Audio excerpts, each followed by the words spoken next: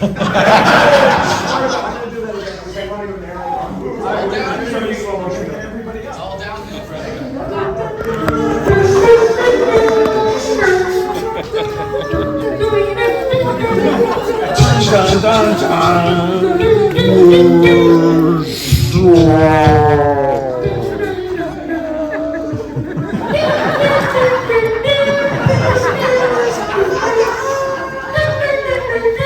Come on, everybody.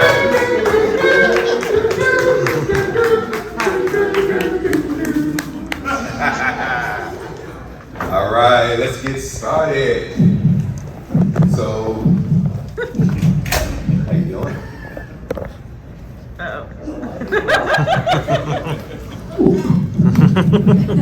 I'm good. Breathing is, so now I'm not using the microphone. Yeah, he's Canadian. They're not smart, but they're strong. They're strong. Hello, everybody. Hi. This is better than a cup of coffee. You're all so beautiful. Wow. So I haven't done this in a while. All right. What's happening? So, hey, doing great. How's your weekend? My weekend is awesome. I survived the roller coasters. There you go. How was that? It was pretty dope. It was pretty cool, but I got vertigo and a broken neck. It was a little scary. Did anybody go last night to the roller coaster? Who that? Yeah. The cool kids were there. Oh, yeah. Everyone else was playing mini golf. Right.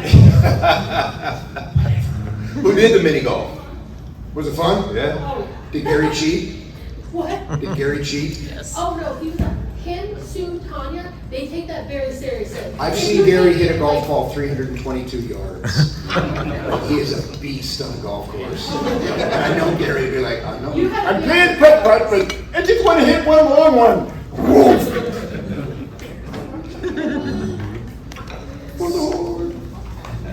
So, this is a Q&A session. And, Good. you know, That means I don't have to think. I mean, you may have to. Depends No on the serious type questions. Depends on the type of question you actually get. So, This is true. because we got some smart people in here. I know. You That's what I'm afraid of. Especially the young ones, you know. All right, it's time to close down the doors and pump in the interesting gas. You might feel a small tingling sensation in your extremities for just a moment, but soon all of your childhood problems and worries will be gone, along with most of your personalities. So how's this gonna work? We're just gonna point? You gonna point? You can point, I can point. Okay. We can take turns pointing. I'll point. Sure. I find it's always good to get the person that looks like they're in actual pain going, seriously, my arm, I have frozen shoulder. You, I like- sir, with I the like the awesome ones that actually glasses. hold up We'll their get hands to- like We'll get this. to everybody, I promise. We will get to every single person who's got a hand up in this room before they leave, even if they have to try to force us out of here. And I'm gonna bring you the mic so you can be heard. Yes. Well, I mean, I can, okay. These are all these staff. What made you choose Dinah Bob's voice? That's a good question. It's not so much you choose them. I mean, the voices tend to choose me. As you may have noticed if you've talked to me. They're all in there anyway. I just don't know which one do I let out. What I did with Dynawad, I had the very good fortune to be able to have played Cobra Commander after the late great Chris Lala had passed away. The actual voice. It's you're like, what? And I was probably one of the only people that could do. I cannot honestly do that voice anymore. It's the only voice I've ever had to do professionally that I went, I can only do this for like a little bitty time. But then when Dinobot came up, I was auditioning for, and you may have figured I auditioned for every character on the show. When I was looking at Dinobot, I went, you know what? If I took the Cobra Commander ridiculous high octane, like contra tenor range shred scream, and I take anyway, he's up there, and I just went, if I take that and I start to bring it down a little bit and take it into a more manageable tone, and there he was, staring at me off the page, brutally, and the rest is that kind of history. You know, little boob, you're always speaking the front, like, I know, shut up, Trap. Okay, can I ask you something? Is this, or is this not, the cutest child in the world? I love you. I think you're adorable. Say hi, Scott. Hi. She looks like Lilo from Lilo and Stitch. She does, doesn't she? It's true. It's the dimple. Does that answer your question? Okay, cool. You're eating. Did you bring enough for everyone? Did you bring enough for me? I might have enough time for everyone, yes. Okay, go ahead, sir. Hi, you're on the air. What would the show have been like if Rat Trap wasn't in charge from the start? If it wasn't what? What would the show have been like the overall plot if Rat Trap was in charge from the start? It would have been a short-lived series. And, you know, there probably would have been a lot more rat trap dialogue in the scripts and so on. You know, not to say that I'm a hug or anything.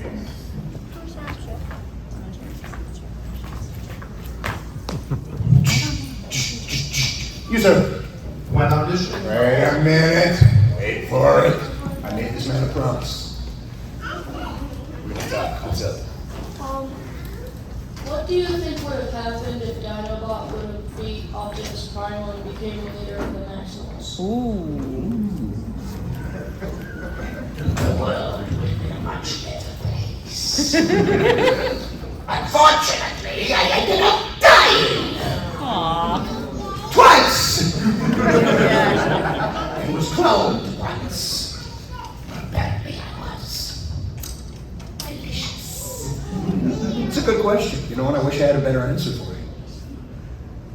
I don't think anybody could out-Optimus Optimus. No matter how hard you tried, you cannot out-Optimus Optimus. You're the big monkey! Weird offshoot. And you can ask Gary this. For some reason, the whole time we were doing that, every voice actor in Vancouver just started doing Gary's voices. Hey, this is what Gary just does. Gary! And now Gary does it. Don't ask me where that one came from. Okay, so we're going to try to get through this quickly. When auditioning for all the roles, did you realize you were going to get 4, or were you hoping to get as many as them? You know what? I mean, I'm a mercenary, like, as an ex-girlfriend told me, I'm a polyphonic prostitute. I make sounds for money. And, like, nobody for a while, it was like, you don't want to audition after Scott because he's going to be in there for like half an hour because he reads for everything. Because the more spaghetti you throw at the wall, the more you all got a chance of something sticking. But I auditioned for all of them. Good guys, bad guys.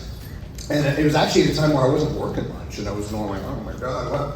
And then I got a phone call. I was on a ferry over to go see friends of mine that live on the island, and all of a sudden the phone rings. It's my agent going, yeah, so that Beastworks thing, you booked 3 characters on it. I was like, what? So yeah, Dinobot, Rat Trap, Wasp Spinner on site. I'm not poor anymore. And you know what? I mean, from the get-go, in all honesty, I've done a lot of cartoons. We all have over the years. There was something about, we knew just going into it, I mean, this one's going to be, we all kind of knew that this was going to be something special. And that really ended up happening. And I'm always full props to like Larry and Bob for the script, the stories were amazing. And we got a chance to work on something. And it was also, I mean, overall, the best cast ever to work with. I mean, you're standing in a room with all this talent going like, wow. It was fun, except I had to stand next to Alec when he was doing Turn Exorcist and I felt dirty. I don't like spiders. So it was a cool phone call to get. And then later, I mean, the last thing I thought would ever happen when they brought 2 new characters in, and I read from both, and I thought I would end up being Quickstrike. I didn't even think about Silverbolt. And then Murdoch got Quickstrike, and it was like, yeah, that's perfect, okay. And they went, yeah, we're gonna get you to do Silverbolt. I'm like, what? They go, except your audition sucks, so just use your own voice. And I'm like, well, what is that? And we monkeyed around a bit. Hey, monkey, hey, that's a deep word joke. And I was going, why not? And then I said the word citizen. And all of a sudden, there he was. Strong, proud, brave, and, well, smart like a bag of hammers. Yeah. So that's 2 answers to 1 question. I'll walk out that door if somebody don't ask a question. Hello. Hi. We ride roller coasters together.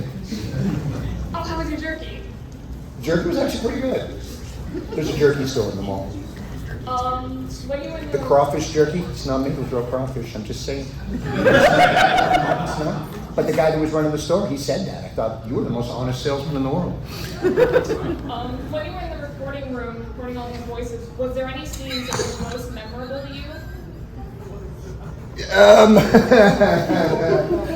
This doesn't involve like accidentally farting or anything like that. I got to have so much fun on that show. You know, it's you know all those fights and stuff. They just let me do it. So it was like one take. Everybody else is like, it's got some seams. I think we're going to get some coffee. But you know, the Dinobot arc at the end was pretty powerful. And you know, in cartoons, we don't often get a chance to do that. Here's the funny part, folks. Dinobot knew that he was going to die at least 5 episodes before he died. Guess who didn't have a clue? The rest is silence. Okay, I'm dead. When do I come back? Yeah, but like cartoon dead, right? Now you're dead.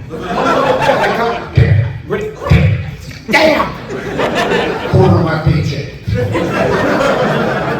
In the meantime, I'm dying, and of course, I'm in a room full of grown men idiots throwing paper balls at me, you know, doing this, monkey ears.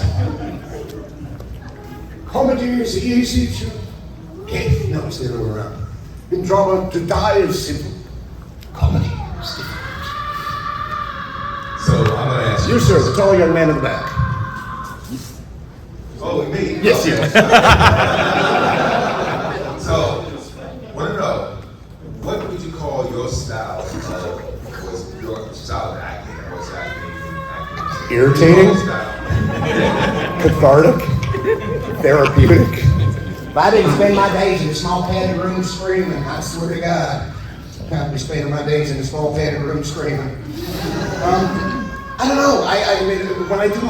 When I'm able to do what I do best, I literally kind of just step back and let the insanity happen. I've had characters just drop into the middle of a thing, and I'm like, I have no idea who that was. Like, that just happened. And of course, I'm going, I wish I could remember that when I need it later. My style is kind of weird, and it's not necessarily a very marketable style right now. You know, because very rarely am I ever approached to do just, you know, sort of a real character. So I tend to, you know, I lean into the cartoon. That's just the way I've been since I was a kid, and I grew up with real cartoons and, you know, Warner Brothers and blah, blah, blah. So the voice actors that I admire and grew up respecting and loving were the people you're like, oh my God, that is not all the same person. Yeah, no. That's kind of my style. Some people are known, you know, they've got one voice, but by God, they're just astonishingly great actors, and they tend to play a lot of the similar characters, but they do it better than anybody. I'm not one of those people. But now the industry's changed a little bit because that kind of diversity is not so much welcome, strangely enough, in the era of diversity. Because they go, well, you know, we can't have an actor playing more than one character. We can't have an actor playing a character that is not, you know, for Bugs Bunny, we're going to have to bring in real rabbits now.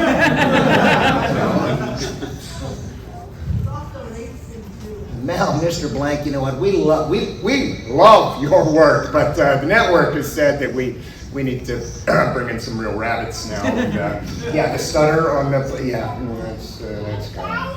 So I don't know, chaotic. When it works best, sometimes it just channels. If I have to think about it, sometimes I just step on my own feet and screw it up. You have a very, very long resume of characters that you've done over the years. Yeah, I've done some. Yeah. What is, to you, what would be, to you, Ooh, shiny squirrel, what? what would be to you your favorite character that you've done? Again, I That's know a you got mean long- question. I know it's a mean question. Because they all pay equally. Let me tell you this. One of my favorite characters that you've done was Wolverine on Wolverine and the X-Men. I appreciate that. Fun fact. That's great. As a X-Men Canadian, Evolution, I'm sorry. Yeah. Wolverine has never once been played correctly. Really? Absolutely. You know, I'm from Canada. I've been to northern Alberta where he's from. Nobody's walking around going, hey, let me tell you something. I'm so freaking angry. I mean, they are angry. But it's freaking Norman Cannon. It's like, you know, so fucking buddy come up over the hill there, right? Fucking give me the eyeball, I sneaked out on him, fucking pull my hockey jersey down, fucking kick him right in the ass there, bud. Yeah, that's the real Wolverine. Somebody would say, you do that, you record it, I will animate it. Wolverine was like, that was one of the coolest phone calls I ever got too, because you know, it's like Wolverine. It's not like I created it, but if you're gonna get a call saying you're playing this character, it's like seriously, you booked it, you're Wolverine. I sort of like a little schoolgirl. Which could turn into my best part in the studio story, but that's probably for a different day. They're having a very in-depth discussion back here. We got something for you, Scott. Since you can't make it to my neck of the woods down in Tampa. If I say it in three, everybody hit the floor. Great cheese. Never saw cheese in a can. Thank you. My nutritionist loves you. This started as a silly thing. I was doing a panel in Tampa, and somebody said, I think it started with being like, what would you do for a Klondike bar? And I'm thinking, what wouldn't I do for a Klondike bar? And so they gave me a Klondike bar. And I'm talking away, and I think somewhere else it was like, you've never had spray cheese? It was like, okay. So somebody brought me a can of spray cheese. And of course, there's cameras rolling. So I suddenly decide, I think I'm going to ruin my life. Klondike bar, spray cheese. No! Cameras rolling, and it became a thing. So every year it's like, what's the most disgusting thing that we could possibly get Scott? I'm kind of addicted to this stuff. And you know what? I haven't found anything that was honestly gross with spray cheese. I might try sardines next year. So that's the spray cheese story. Salute. We're gonna get through yet. May. First of all, thank you for playing Wolverine. I did not know that was you. You're very welcome. Made my childhood. And second of all, how do you feel knowing, I have to say if you don't read the comics, but how do you feel knowing IDW has kind of destroyed the character of Rat Trap by making him to think that he isn't a treacherous little monster? Who made him that? The IDW comics, the Oh. first part. You know what? I mean, that's kind of the way the characters. You know, Rat Trap only became Rat Trap the way we know Rat Trap because of the way that we took it on our show, and I don't know. You know, even if you read the little description card, yeah, I think it's quite different than what we ended up with because they gave us a lot of freedom to make it like that. But you know, if they made it a character where I don't get paid for it, I don't like it. I don't have a problem. I can stop anytime.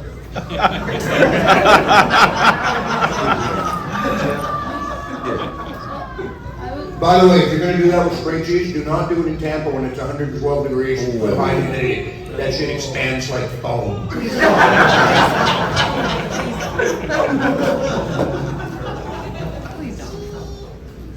Again. I have something Yeah. to put spray cheese on. Oh my God. Oh. Put it on ice cream. It'll be bad. That's how I started it. The Klondike bar. And you know what? You did get a chance. It was pretty good, I'm not gonna lie. Doritos was pretty good. Yes, I see a hand, a mysterious floating hand. Look, we'll get there. Okay. You. Okay, you got 3 seconds, go. And time's up. How many times has Dinobot really got annoyed by Rat Trap? The answer is many. And all the time. Yes. Although, you know, you gotta say Rat Trap said some nice stuff when Dinobot died. Yes. Made me cry. Nothing like Gary's eulogy, though. That one hurt. That one hit hard. Oh, Gary, I'm still you. He was always annoying. Yes. So were there any lines that you read and like, oh, I have a better one, and you improv it and it stuck? Very rarely, but we did sometimes. Because, again, the writing that they did on the show was was so good. You know, it was a pleasure to honor the writers by using the words the way they made them, because they do it for a reason. Sometimes you get an idea and you're just like, oh, I can, and they're like, go for it. The one show that was different than that was Reboot, where Gary and I were playing hack and slash on that, and they just realized that we're both idiots, so they would like, we would record it once as per the script, and then they just go, do something. Okay, that was funny as hell, do it again. Do something else. Okay, do something else. You know, do it like 3-4 times, and they find something they liked, and usually use that in the show. Why am I walking in circles? I don't know. I believe That's it. You don't know my pay. I believe that your genre of your fellow voice actors. I believe our children are the future. I believe I can fly. I think you all were the last set of voice actors that actually worked in studios together. I believe so. But, you know, now it's all, you know, you record separately. And, Yeah. A lot of that is just post-COVID, because people started kind of having to work from their home studios, because we couldn't gather in groups. You will not find an actor of my generation that says, oh, I'd much rather work by myself. Yeah. You know, because we had so much fun. And one of the reasons that a show like Beast Wars was so good was we're all in the studio and we're reacting off each other, we're interacting, it becomes very alive. And it's fun, because we don't have the longest attention squirrel in the world. And so, yeah, and it's, you know, like a lot of anime dubbing. You're just sitting in a room, in a box, trying to make your words fit somebody else's lips. They still do ensemble casting, I think, but I know for my auditions and whatnot, I record from home. David Kay sits in the desert with no pants on, making $100 million. I hope that it's not gone, because that honestly was always the best part of it. I don't think Beast Wars was the last one, but we certainly, we continued doing that right up until everything kind of went crazy. Serious question. But it makes us sound cool if we do that. Right. Oh yeah. So I've asked this question to a lot of voice actors, and you know, I'm very interested to see what you think about it. You play a lot of characters. I have a lot of characters in my head. And because of that, I want to ask this question. Okay. A lot of voice actors, or actors in general, sometimes that character leaves them. That character leaves with them to go home. Yeah. They take that character home. What's your detox process if that becomes a serious thing for you? They're always there, man. They never leave. A lot of times they want to go to work and leave me behind, which would be fine. You get some rest. It'll be quiet in here for a change. I don't know. I get bored and lonely if they're not there with me. Doesn't mean you guys have to be there all the time. I'm just saying. Yeah, I've never had to make sort of a conscious thing of going, okay, just debrief. I'm not actually a rat. You're a rat in the studio. Stop whittling on people's food, on people's clothes, stand up the subway. Be fine. Stop being a rat. Well, you don't work. So yeah, I mean, my process is weird, so whatever it is. I try not to think about it too much, because it's easy to get bogged down, and it's hard to be really creative if you're being really cerebral at the same time, unless you're freaking Da Vinci or something. There was an episode in season 3 that never got made called Dark Glass. It was replaced by Go With The Flow. Yeah. I know I never really made it past the script. Did you ever get to read it? Any thoughts what you would like to? Yeah, I would like to do in the one where I got paid double in every character I ever done in my life. I'm less of a mercenary than I sound like. Yeah, you know what? I mean, we were kind of blissfully unaware of a lot of stuff as we were doing the show. We were just going in and doing the show. So there was all these other various intrigues going on behind it I knew nothing about until I came down and started meeting you guys at conventions. It's like, wow, there's this whole other thing behind Beast Wars. We just initially thought, hey, what a great job. So, yeah, I can't really speculate on what, I guess in hindsight, there's a million ways it could have gone, right? That's the most non-answer answer I've ever given in my life. Well, you know, I can neither confirm nor deny any rumors that it would always be interesting. You know, because sometimes, you know, the flap of a butterfly's wings, right? If they'd done one thing that changed the story arc in one way, we might have ended up with a completely different universe. Maybe we would have all been in the new Rise of the Beasts movie. I don't know.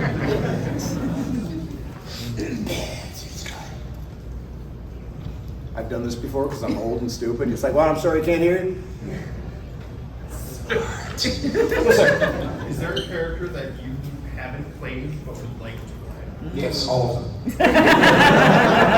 I'll tell you my favorite character that's out there right now, because I think it's brilliant and I love it.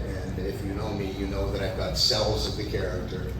And this is a shout out to a very great voice actor and actually a fellow Canadian.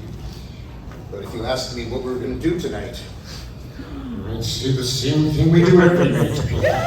And to take over the world. I love Pinky in the Brain, and that's the reason why she needs a super. And a super nice guy, too. I'm on to that. Yes. So, okay. Rachel so spells her name weird. the normal way? Yeah. All right, so if you want to be the brain, who's going to be your pinky? That can help. But yeah. It should be my pinky. I have no idea. I mean, I would say, well, why not Rob Paulson? It's the best pinky there is. Right? Why mess with perfection? I only have to kill one of them to do the job. That's the funny thing about this business, and I know, you know, I'm telling Maurice a story, but I mean, he was known for doing a spot-on Orson Welles impersonation. And then when they were casting, they went, hey, That's the guy. can we hear your Orson? And he's like, all right. And they went, done. There it is, there's the brain. Have you used, like, you know, all the character you use for, you know, Beast Wars, have you ever used a character from Transformers to get you another job or to inspire you to do another voice acting? I thought you were going to say, you ever used a character to get you a girl? Guess what? That doesn't work. Do Grumpy Bear for me? I was Grumpy Bear at the same time I was Wolverine. That's why I had that job. That makes sense. Have I used, you know, sometimes people come and go like, you know, oh, I heard you in this and I knew right away that it was you, and I'm like, ah, crap. But at the same time, you know, musically there's only 12 notes in the scale, right? So there's only so many things you can do. If you're sitting down going, okay, what can I do to make this character different from that character? I said sometimes they just arrive fully formed. When I used to teach, I would go like, you know, you want to assemble a toy box or a toolbox. You know, it was like if you knew two voices, a high voice and a low voice, that's great, you got two voices. You know what, you know, say suddenly you go like, you know, suddenly, you know, I'm doing this Manchester accent that I can do, it's weird. Well, you combine that and now you don't have two, but you'll have four voices. And then, you know, you stick in a lateral lift, you do something weird like that, and suddenly you don't have four, you've got 8. And it expands exponentially, so that when it comes time to, I try never to think about building a voice, I try to think about the character. But sometimes you just gotta make up a voice on the spot. And the more things you can kind of dig around and think, if I throw that in there. Waspinator happened by accident because Doug Parker's a genius in casting. We go in and all the bad guys, you know, and everyone's going, oh, I'm gonna make all the bad guys. You know, I was doing the same thing, and Dougie went, hey Scott, he was the casting director, I didn't tell her so. He went, you know that little bubble voice you do? I'm like, yeah, and he goes, use that. I'm like, it's a Predacon. But, you know, everybody's like, oh, I'm so cute, and Mark's president. And he's like, use that. I'm like, okay, I'll take over it. Make him a little more sinister. And I'm sure we're going to probably just go, wise. Maybe we'll make him a little more wise too. And did that, and then of course went into the studio, and the writers went, McNeil's an idiot, let's make this guy a goofball, and poof, that's where the character came from. Just by being able to kind of just go, hey, throw this in, and add that, and put a little dash of boom in there. Rat trap, I'm like, oh, okay, he's a little rat, and I'm, okay, you know, it's probably from, you know, maybe Brooklyn. Yeah, I don't know, you know, maybe talks like this, and, you know, uses his hands a lot, and boom, and there he was. I don't know if that answered your question at all. I'm not responsible. There's spray cheese coursing through my blood. Coursing through. Hang on. Got stuck. There we go. Oh, too much information. No, that probably actually just made my hernia pop in exactly the same way. Please don't. Yes. Has there ever been a No. character?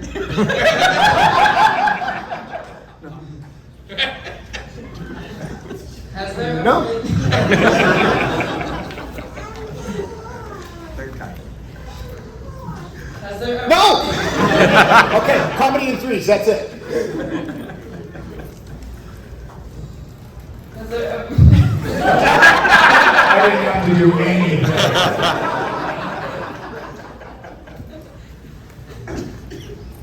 Okay, this is, has there ever been a character? Take 4 and go ahead. Has there ever been a character that you did not like playing? No. It's like I was a prophet or something. No, you know what? I mean, I have the greatest job in the world when I'm working. I literally get to go and play for a living. And there's obviously some shows and some characters that are way more fun. But even if you're playing like Hitler, Satan, Dragon Monster, the most despicable thing in the world, if you as an actor are somehow finding enjoyment in that, the character doesn't work. So technically I've played some things that kind of hurt. And occasionally in cartoons or in animation, you go in places that are emotionally a little darker. But it's never not something that you would do without enjoying it. And if the actor isn't enjoying what they're doing, the character isn't enjoyable, I think. And besides, like, I get paid to play. Like, I'd be an idiot if I said anything other than no. Hi. No! See, 4 times, not funny. 3, funny. You got one back here, though. Okay. Oh. You said you auditioned for Quick Strike. What was your voice for him? You know what? Because they were very specific about what they wanted to do. It was like the Slim Pickens. I would have done kind of a weaker version of what Murdoch did. Because he killed it. He kills everything he does. He's genius. Yes. How do your Beast Wars characters react if they have to be quarantined due to COVID?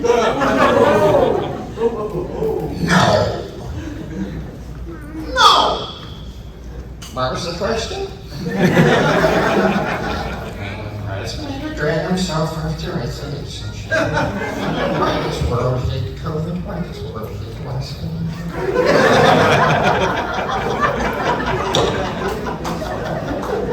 Silverbolt, of course, I would wear the mask with honor.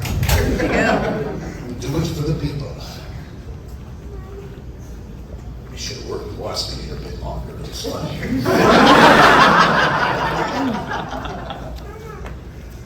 That's a really weird and very good question. Appreciate the silence and not having to deal with everybody. The rest is silence.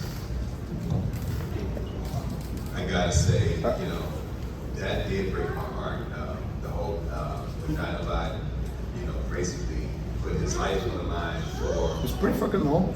Yeah, it was. Yeah. I cried when I saw it. I really did, because I watched the show because it was such a good show. Who cares? I was in it. We were watching it. It was And I saw it. It was like the first Botcon I ever did, the first convention I ever did was '98, I think, or '99 in Anaheim, and Code of Hero had just aired, and I had no idea that people watched it or did things or anything. Fine, you're still cute. It just aired, and people were coming up to me and just like going, "When we stop, what?" And I'm like, "What?" It's a cartoon, right? It's just a thing we did. And then I finally did watch it, and it was like, wow. It's kind of a very humbling way to appreciate that there is some impact to the stuff that we do. It's kind of neat. I'm gonna put you on the spot for a second. Uh-oh. You just did. I had to act like a human being for a second there. And I promise, if she watches this, then it's whatever, but who's the best voice director you've ever worked with? Well, I've worked with some amazing and a lot of like superstar voice directors, to be honest. If I had to say some of my favorites, I could say that certainly what I would call in my top 1 favorite is in the building right now. I've been working with Sue for a very long time, and she was like the first. I learned so much about voice acting from Sue. And she's Sue, she's adorable. We had some adventures together back in the day, Susan and I, as we did. Oh, yes, we did. And there's the legend that is Wally Burr. That wasn't always sunshine for us. Wally and I would clash. But we would do like 17, 16, 18-hour sessions. Wow. Normally you can do a cartoon show in about an hour and a half. But Wally did his rewrites, and he would direct and direct and direct. And every line had to come up like this. We called that a crescendo. Wally turned out to be the biggest rock star I've ever known in my life. He did a thing, we did a panel con together in Toronto, I think. And he wrote a whole script for this thing between him and I. And then we had a little fist fight behind the table. Dude, he's 92. I just saw him rip out 100 push-ups. And like, I just respect the hell out of him. But when we were working, it got a little tense. Headphones would sometimes accidentally slip off my head and hit the ceiling. Just death, man. And he would do this on the table right by his mic and go, Wallet! Get in there and do it like this! But what a legend. And you know, when he found out, I never thought Wally would die. And we really kind of became pretty good friends after. And it's like, and nobody in the world in the history of directing cartoons ever cared as much about a cartoon. Like just endless, like pages of rewrites, little notes in the margins. He put this in because he put his frickin' soul into it. It wasn't like, I don't know, whatever, we'll record this, see how fast we can do it and get it out the market.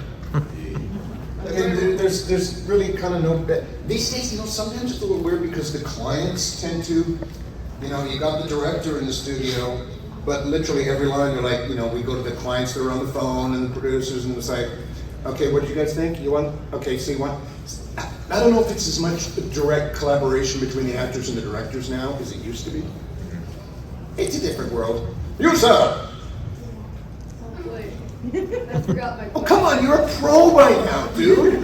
How many times have we done this with 3 times? I forgot my question. Oh, for God's sake. Drink before a Well, show us straight cheeks. Give him a, give him that. I got a dumb question. So, Oh, that's my kind of question. when you're recording, do you wear your headphones under your hat or your hat over your head? Yeah. I have my studio hat, which has got holes cut in it like a donkey's hat.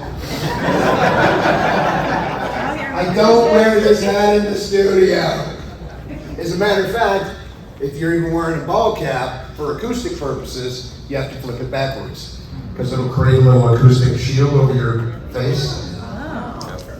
Pro tips. You know, the first sessions I did, there's technical things of just how to work a microphone, how to work in a studio. Like, you know, the first day you walk in, it was like, can you remove all the mylar and crinkly stuff and get rid of the bag of chips and take off your bangly, jangly earrings and your bracelets and your wrist or ankle bells, Fatima, because this microphone picks up everything.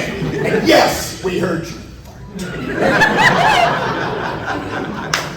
you know, then it's cotton clothes and you know, I said the other day, it's like people would always be surprised if they came in and watched the session because you think voice actors stand there and voice act. It's pretty physical.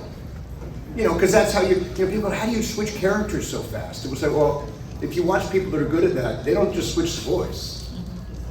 Like the whole thing changes. Except Corlett, who could just stand there with his hands in his pockets and be a genius every fucking time. But then learning how to be that animated and that active in something, and yet somehow your head has to stay in this place relative to the microphone so that you're not doing this and all this weird, you know. You go, it's, you know, it was still fascinating to me when I worked. Because I go, you know, there's so many little aspects to it that, you know, if you watch somebody that's professional, you go like, you know what, I wouldn't even thought of that. I wouldn't have thought that you need to know how to do that and do this and do that in these weird ways. And that's the stuff that I got to learn from working with people that have been doing it. Like, you know, Gary had been doing it for a while, and I learned a lot from Gary. Like how to go, I'll do that part. I'll do the interview rule. That was easy. Am I answering questions? Are we back? I think he remembered his question. Engage the brain. Sobered up. Do you have any Transformers? The collectible action figures? Yes. Yes. I have a whole house full of them. And here's what makes my collection fairly unique. I am most of them. I used to go into like a Target and be like, need it, got it, am it. My nephew, and this is true story, my nephew and I were in a store, probably a Target or something like that. And I think, it might have been Beast Wars, but a bunch of the shows I used to do, there was a ton of action figures, kids with action figures, some posable, some not, mint in-box, on the wall. And we're just goofing around and watching this. It was Beast Wars, and we're just like, and there was a kind of a dad and son there, and they were pretty cool, like, he was a ponytail dad like me. And I'm like, okay. So I just did a little bit of Rat Trap, and they got it now. And it's like this. Oh, it was pretty good. I just did. And I'm like, where's your dad? Say anything. And so, the world goes on. Because it's like, I would have been the biggest dick in the world if I went, did you know who I am? And besides, he was pretty good, so. And that's one of those things. He said, why didn't you tell him? I was like, why would I? Besides, he got to walk out with his kid and he just slammed me down in a Rat Trap battle. You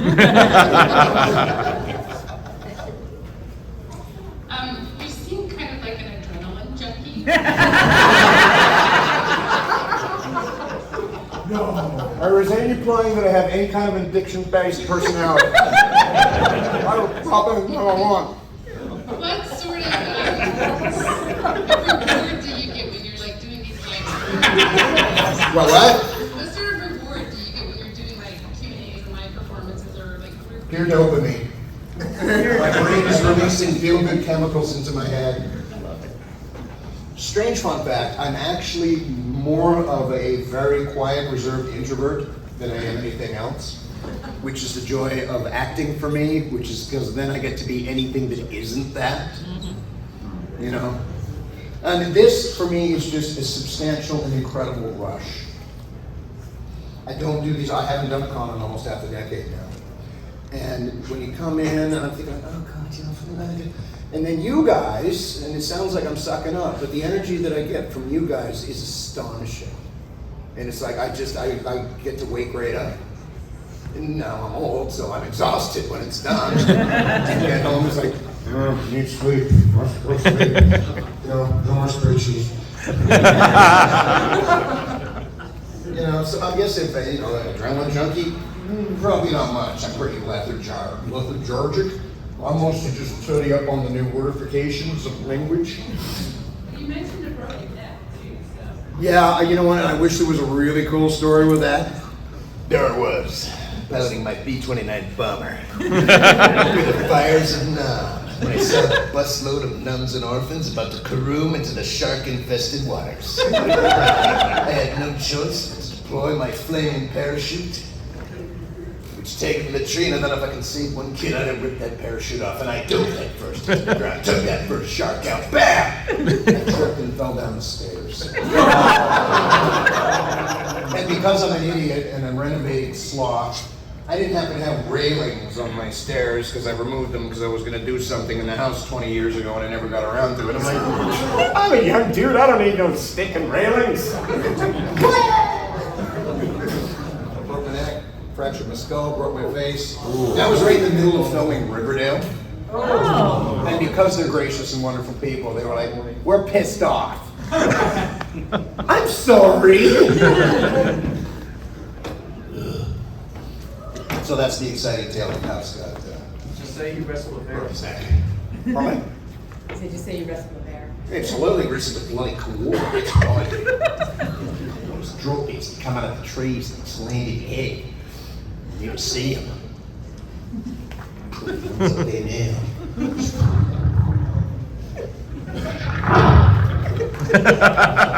Crikey!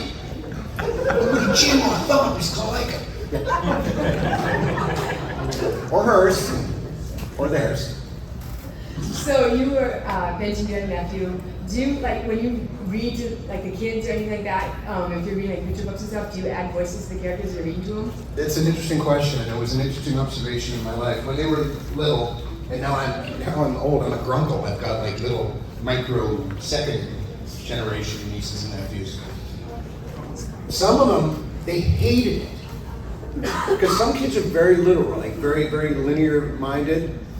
And every time I would start to do a voice, they would say, no, that's not, don't read it like that. My oldest nephew or grandnephew, he loves it. He seems to really respond to it.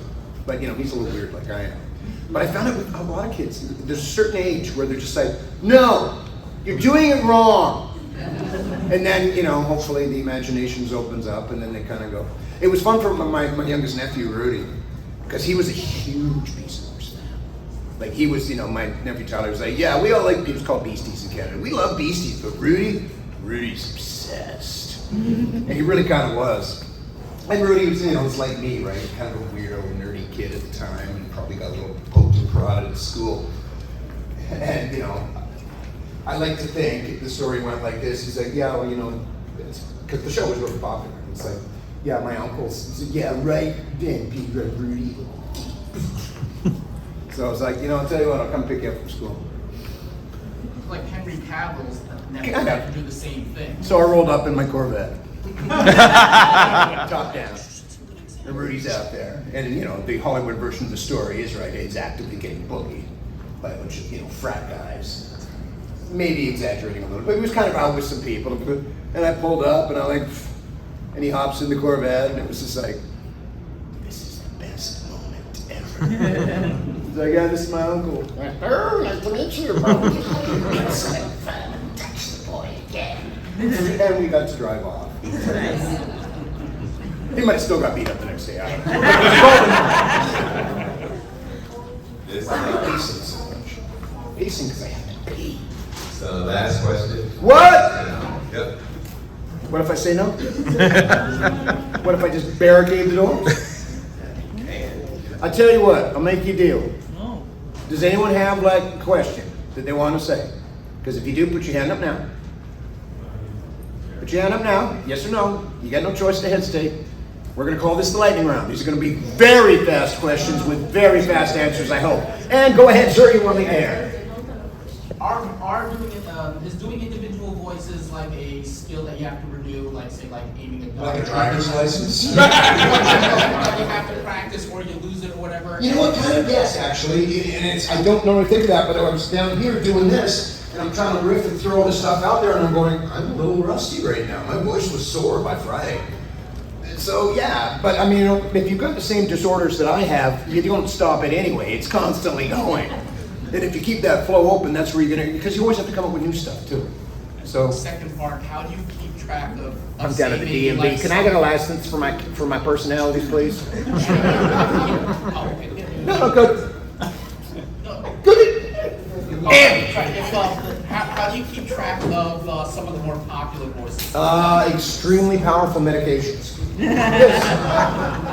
Come on, we're all looking at you again. Yes. Do you have a tally of the total number of voices you did? I have no idea. Honestly, people have published stuff and say, Scott does it, and people are like, yeah, they're all the same voice. And they are, like Mel Blanc, the man of 1,000 voices. To be, Daffy is just Sylvester sped up. Tweeted into action. But the personality and the characters were what they did. And, the guy had 1 million voices, yes. But there are some notes that are going to be the same.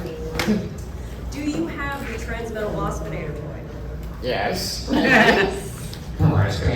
being its own toy, I have all the toys. I have a room full of little plastic meats. It's creepy. Yes. Sometimes they talk to me. They tell me to do things.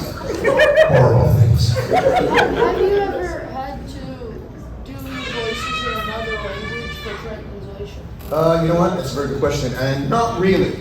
There have been times where I've done characters that may use certain words and phrases from other languages. I'm not fluent enough in those languages to do it. Sometimes you will learn it phonetically and hope that you're not saying something really offensive in Norwegian. But I've never been hired to. I'm not as fluent a linguist as to be able to be hired to play. A lot of commercials in Canada are shot in both, or they're recorded in both French and English. Some people can go, I'll come in and do both. Great, pay me twice. Me, not so much. Yes? You're going to be the last. You're going to be the last one because you're officially the last one. You are better than Optimus or Dinobot? I didn't even know Optimus. True story, I didn't know Optimus died. It's so sad. Oh, come on, I got to do Shakespeare. That's why I said he knew he was going to die, me. And last but certainly not least. Okay, let's pretend. Dance. All right. Let's pretend that Dinobot didn't die in Beast Wars. Hey! So, when season 3 rolls around and Black Arachnia joins the Maximals, how do you think he and Dinobot would have gotten along with them both being ex-Predacons? And former Rangers?